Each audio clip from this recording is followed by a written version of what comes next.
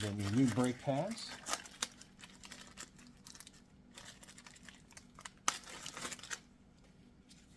Okay, so here's your replacement pads. And then this one kind of sits in here. You want to kind of get started and kind of push your finger in on that part. And then it'll pop right in. And then same thing, that will sit there like that.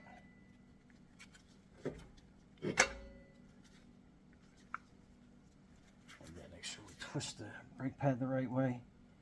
And again, if you were going to replace your rotors, this is the time to do that. But in our case, we're just kind of getting this set up. And just replacing the pads because the rotor's in good shape. And then we are going to be greasing down our first slide. And then we'll put that up on top.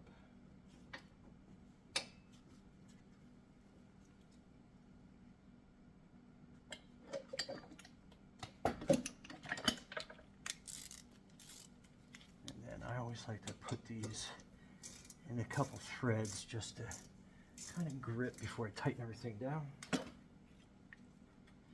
And then here's the other slide. Put some more brake grease on there. I like using that stuff. Pretty awesome.